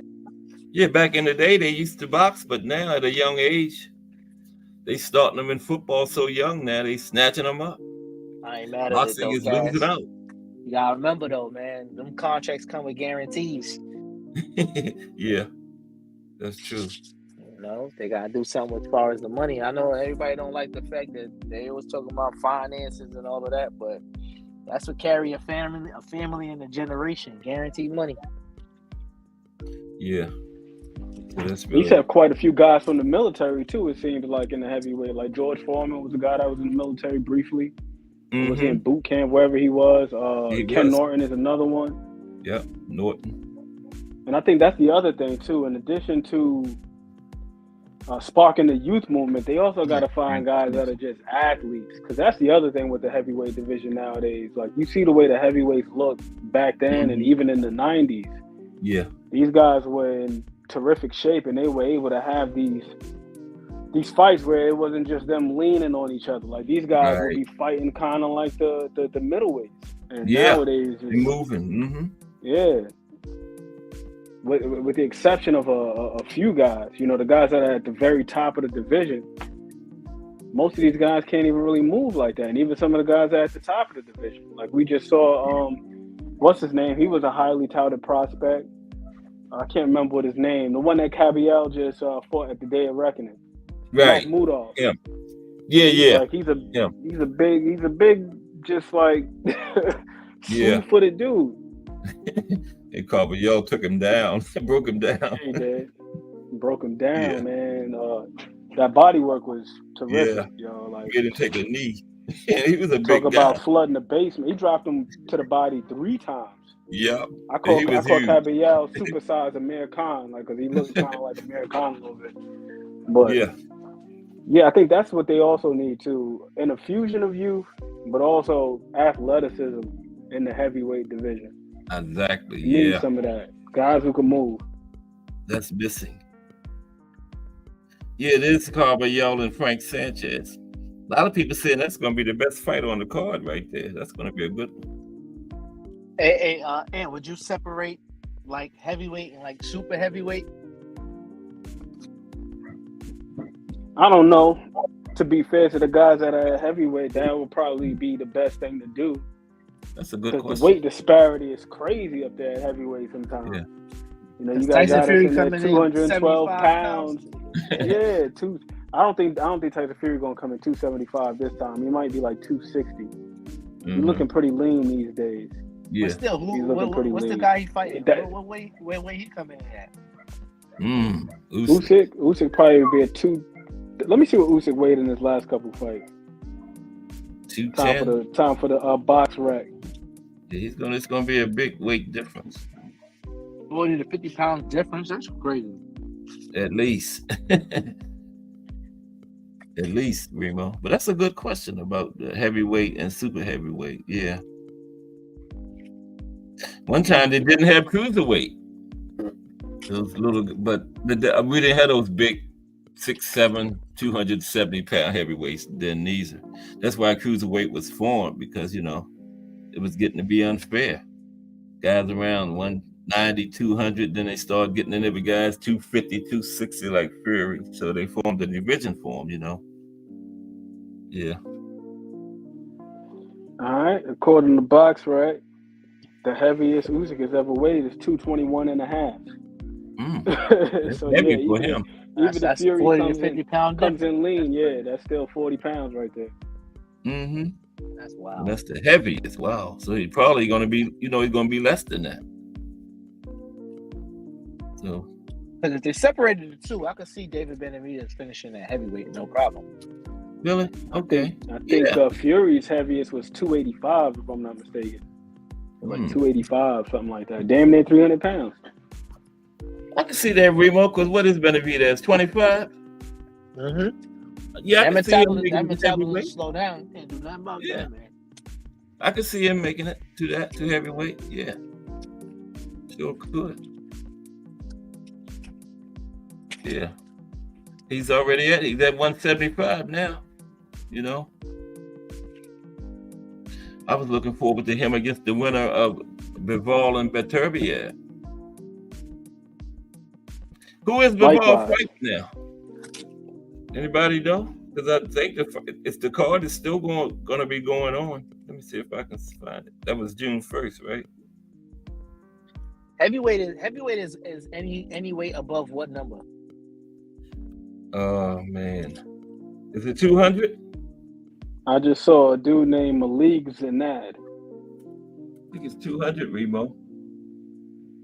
Malik Zinad is who Bivol is fighting. What size is Cruiser? 175? Yeah, to 200, I believe. Now he was talking about starting a bridger weight that went from 200 to 225 and moving heavyweight up above 225. That's what I don't know if they ever. I don't think they ever did it. But the WBC was talking about forming a bridger weight, and heavyweight would start at 225. Yeah. Nothing really about a man who's 260, 270 gives you, except for what's the guy Ngannou? He's just like otherworldly.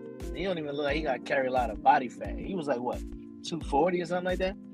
Who is that? That's a sturdy dude right there.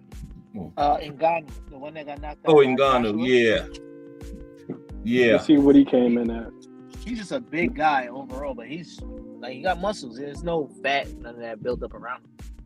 Bivol is fighting a guy named Malik Zinad, Zinad, in place of Beterbiev. Malik Zinad. I never heard of him. For Bivol's WBA light heavyweight title. I just looked on BoxRec, Remo. Yeah. Ngannou was 272. I don't know how he's 272. What? 272. Wow. Is that right? I didn't think he was that big. Damn. How tall is he? Ant? He's like 6'5", though. Damn. 272. Damn. That's a Mack truck right there, brother. Yeah, he was up there with Fury. Just as big as Fury. It looked totally different, I'll tell you that much. 72. Yeah, Malik Zanard. Okay, Ant. Malik Zanard. Yeah, I didn't know you had put it in there. You ever heard of him, Ant? I never heard of him. Malik No, Zanard. sir, but I'm about to watch some videos on him right now. I guess they wanted to make sure they keep the Yep, gotta keep the party going. Like Zanard going there and upset him. They couldn't put him in there with anybody too good. They want to make sure we still get Bivol and Beterbiev. They got to figure out a way to get an interim strap on this kid, Big Baby or something. Something. So when these guys kind of descend, if he can get elevated or fight somebody who's just on the outskirts of the belt. Mm-hmm. Well, if Fury or Usyk decide to win, how long are you gonna carry that belt for? Big Baby slowed down because one time it seemed like he was fighting every couple of weeks. One time, remember? Yeah, at least every 2 months. But he slowed down a little now. He's not fighting one at fight all. where he was kind of like tested, I guess you would say. Yeah. Once he got up, he's got what he's got now. Like I don't know how many fights he has. It's got to be about 15, 18, something like that. That Charles Martin fight. Yeah, that's the closest thing to a fight I've seen. Him in. That's right. Yeah, Big Baby in. Yeah, that was a good fight. But apparently, gents, Malik Zanard, he is 14th in the IBF rankings at 175. So okay, he's not a complete nondescript dude. No. He's got a little bit of cachet, and I just saw his record. He's 22-0, 16 knockouts. Where's he from, man? The guys that he's knocked out. What nationality is he? Zanard. Eastern. I know that don't sound Eastern European. I was trying to see what kind of style he has or something. Does it say his nationality? Ain't gonna break down that tape and tell you everything about him. He's from Libya. Libya, okay. Libya. Yeah. Okay. Can't think of any other boxer from there to try to compare him to. Libya. Oh, your Big Baby is 17-0. Okay. I knew it was around that range. About time for him to step it up, Remo. About time. Shit. The last guy, Riyad Murray. I just want to know what he is. Can I figure it out now before I start following his career down this road and get in there with somebody who might be a journeyman that's older and whitewash him, you know? I know. Best man to get sparked or something. But he don't have anything scheduled. He just fought last month, remember? Yep. Yeah, Charles Martin is his biggest name, though. Yeah. I ain't gonna give him that pass though, Cass, because they spinning these Turkey. He's spinning these heavyweight fights back to back, and these dudes are teetering 40, and they be ready for the smoke. So I ain't gonna say that about he just fought. Yeah. Because he was fighting like 90 days apart last year. Yeah, he was. Yeah. He was at one time. Like I say, he slowed up some. Good knockout rate, though. 17 wins, 15 knockouts.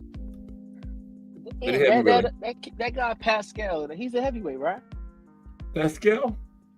What's his name? Pascal? He had one of the heavyweight fights that was on recently. Black dude. Oh, yeah. I think he might be a light heavyweight. John Pascal? What's his name? John Pascal? I gotta check. But cruiserweight. They gotta get somebody his age range or something that's going. I'm telling you, the Andy Cruz one would be very intriguing for me. Yeah. Because they don't fight like heavyweights. Yeah, I like Andy. Andy is on the fast track. He got fast hands, and then Big Baby's more like he fight like almost like Shakur, but with a bigger frame. Yeah, he can move. Yeah. Mm-hmm. And then Ruiz, he kind of we still don't know what we got of him yet. He got that one upset, then he came out of shape, and then I don't know what to make of him yet. Yeah, he got good attributes though that should carry him a little further he's been given opportunities to. I think they're about to put Big Baby in there with somebody pretty soon. But he said he didn't like boxing. He's only going to fight for 3 years, so maybe he's never going to step up. Well, he's going to have to fight longer now. If he keep getting into legal problems, he got to pay these damn lawyers. Yeah, that's true. That is so true. Yeah. You might have to get in there with somebody, some kind of name to make some real money. It should be the old baby versus the new baby. I don't know if now BN Boxing News in the building. I think I said his name before. I'm not sure, but salute BN Boxing News. BN Boxing News says Andy is fake. Why is he fake? Let's talk about Andy Cruz, I guess. D4 the Win says all of them in the super heavyweight division. Yeah. But yeah, Remo, I heard one time they was talking about making a bridger weight. They went from 200 to 225 and then start the heavyweight. Man, that was trying to be like a super heavyweight. That's music. That's music to Mauricio here. More money. I know. More belts. Yeah, there was a WBC and Mauricio that was the one that was their idea. Yeah. Realistically, they should take some of those in between weights out. The super welter, like the super welter. Yeah, because they got them ones down there like super flyweight, junior bantamweight, all that. It's like 3 pounds between them. Yeah, they could make like 2 weight classes out of that. Because what is it? 30 between 35 and super is what? 35 and 40. Yeah, they could drop junior welterweight and just make lightweight and welterweight, couldn't they? They gotta do something because at the end of the day, if they went all across the board and gave like a 12-pound, 15-pound max rehydration clause on all fights, right? Mm-hmm. Yeah, you kind of would get what you are. This is what your body is allowing you to do. That's right. Versus really scheming the system. Yeah, and trying to get the advantage and stuff. Yeah. Because when the advantage is no longer there, as far as like your age catch up with you and all of that. All of that. You get exposed really bad because you either sucking yourself dry where you have no nutrients or nothing to really carry the fight. Mm-hmm. And then you don't have enough power to really go up. So it's kind of like you're stuck in the middle and then you just become a name, Yeah. That's why I said instead of 10 pounds, make it 10%. Like 147 would be 14, 10% of each weight.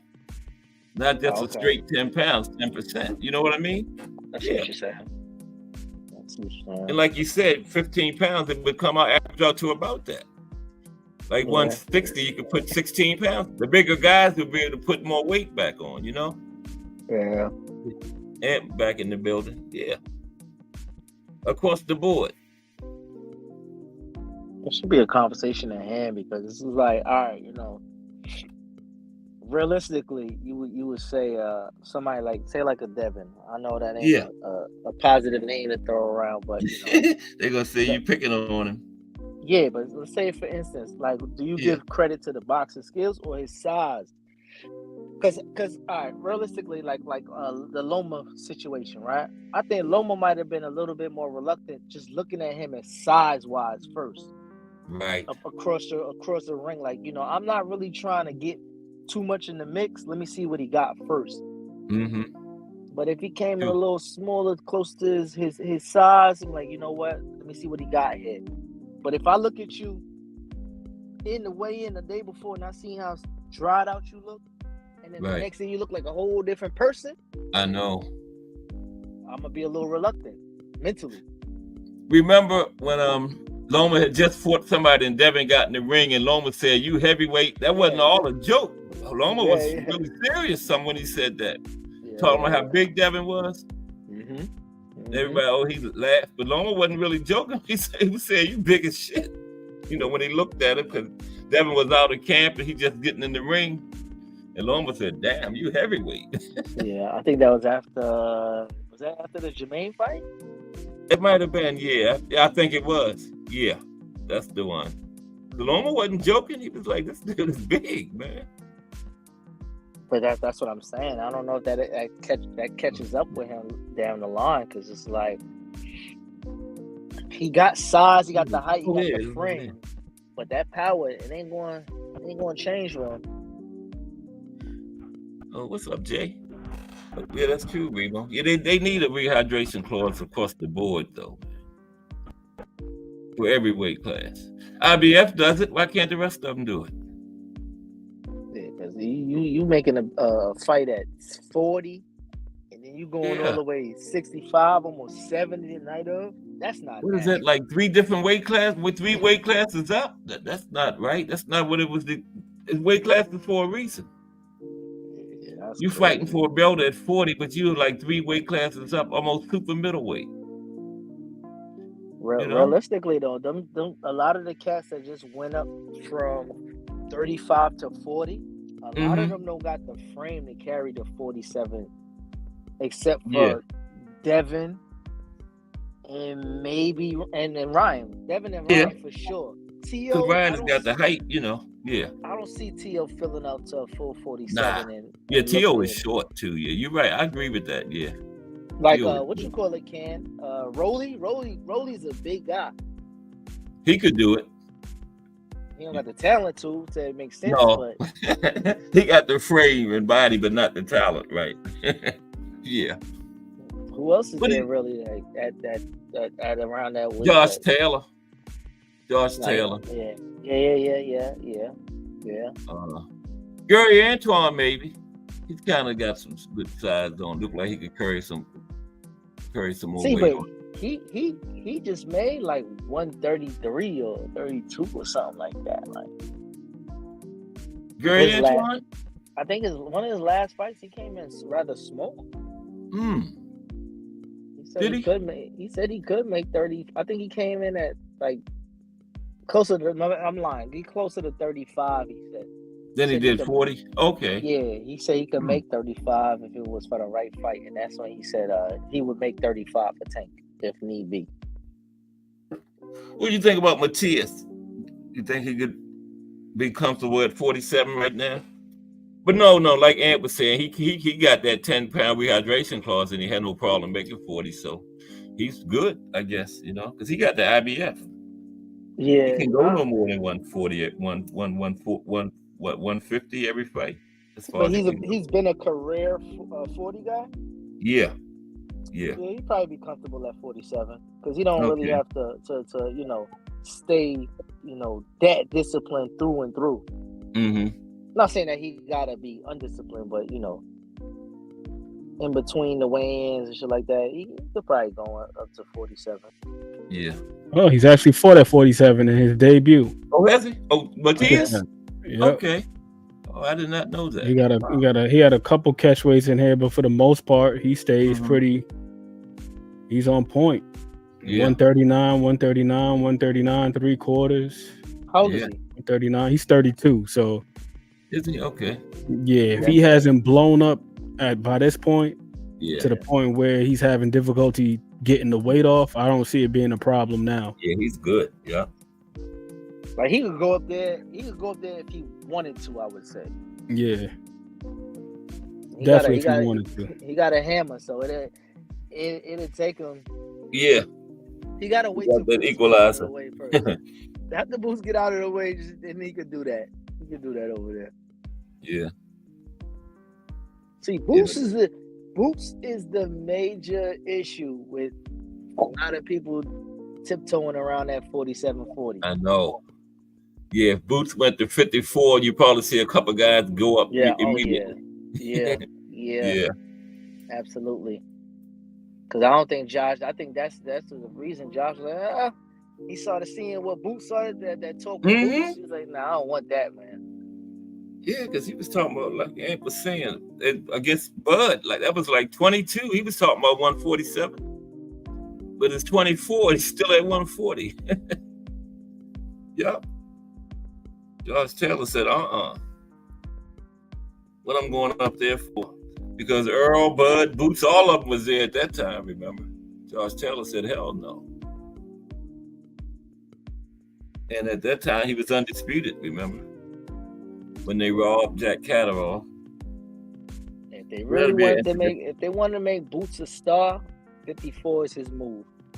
I know. I agree. It's so much playful names up there. If you want to take the old man route, not old man, but they want to go up there, you want to say, I want Charlo, or, you know what I'm saying? Give me Charlo. Yeah, and them guys want to smoke at 54. Yeah. Because Lubin is at 54 too, right? Mm-hmm. Fedora. Zoo. Virgil. Tim Zoo. Virgil's up there. Sebastian's up there. Got that youngster, the Puerto Rican guy. What's his name? Zayas. He got a fight coming up. Who was he fighting at? I can't think of it. You said it the last Monday we was on. Zayas. Remember? Is he still considered a prospect? I wouldn't think so. He got 18 Patrick fights. Teixeira? Yeah, Teixeira, that's right. That's coming up. I wouldn't still call him a prospect, though. No, he got 18 fights. So he's a contender? Early, right there between prospect and early contendership. But he's still a very young guy. He's 21. Let's see where he is on the rankings.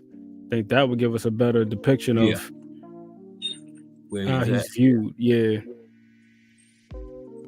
Let's see. He's young. I didn't know he had that many fights, tell you the truth. 18. Yeah, that dude, he's a baby, man. Yeah. Hey, if Boots go up, don't be surprised if you see Jaleel Hackett name pop up in that 47. Mm-hmm. Is that where is he at now, Remo? Jaleel.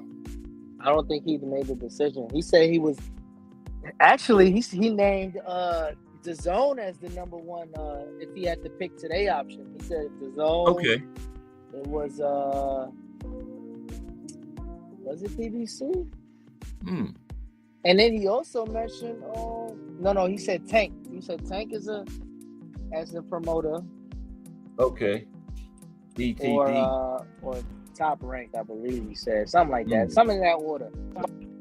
No. It was Jake Paul and he named Jake? Okay. Yeah, he named the zone, Eddie Hearn, Jake Paul and them, or Tank Davis. That was the name that he threw out there. Okay. Jake ain't getting too many of the guys. Jake getting the women. What'd you say, Jake? Are we talking about Jaleel Hackett? Yeah. Yeah. Where he might go? I think it's gonna be Matchroom. I think so too. Matchroom, I think it's the best. I think it's the best formulation for him. What's coming around and what Eddie willing to do, and you know what I mean, bringing in the youth movement and pay him. I think keep him busy too. Yeah, and Boots is big brother, and Boots already there. You know what I'm saying?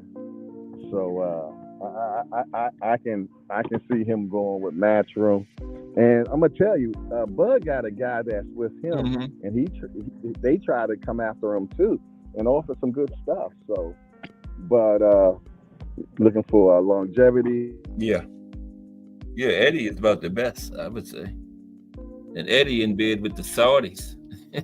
You know, so Eddie promotes his fighters and stuff.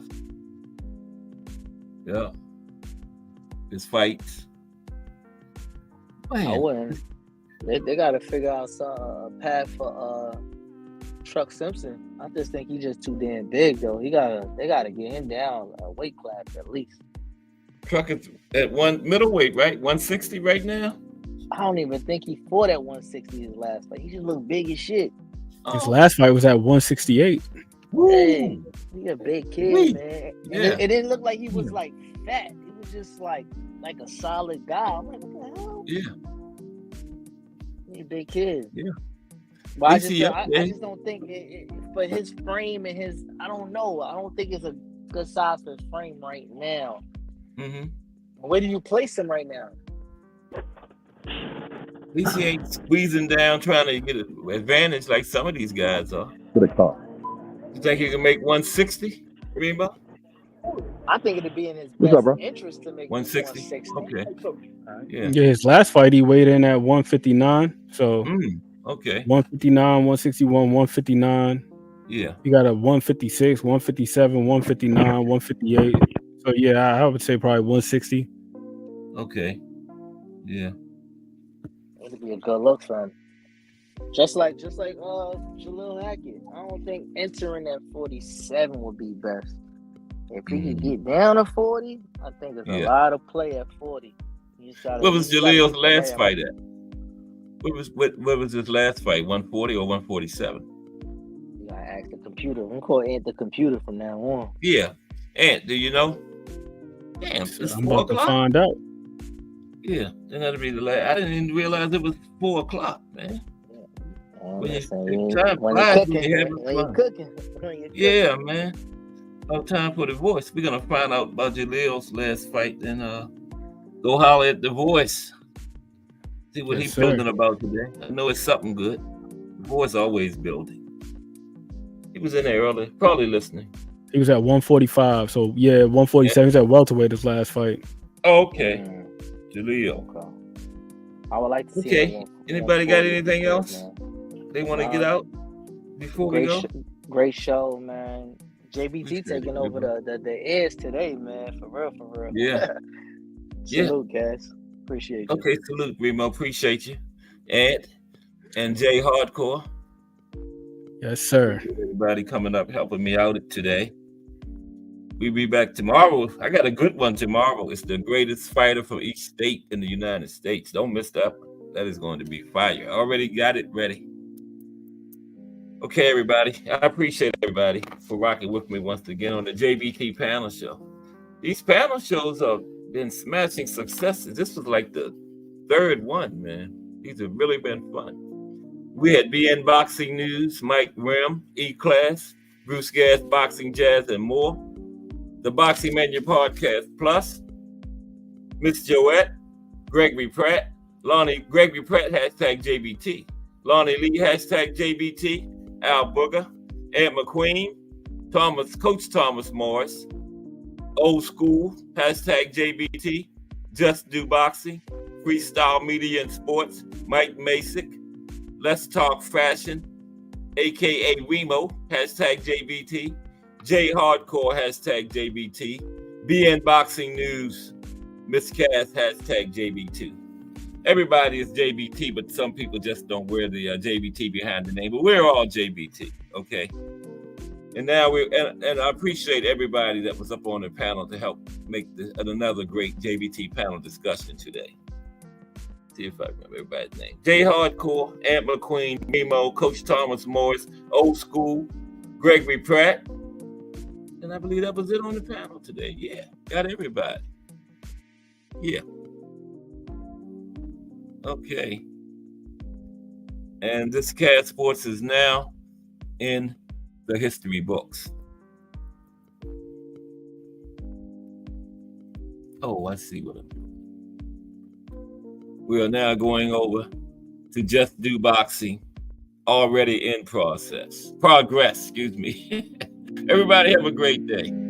Cat Sports. I will see y'all tomorrow at 2 o'clock. Peace.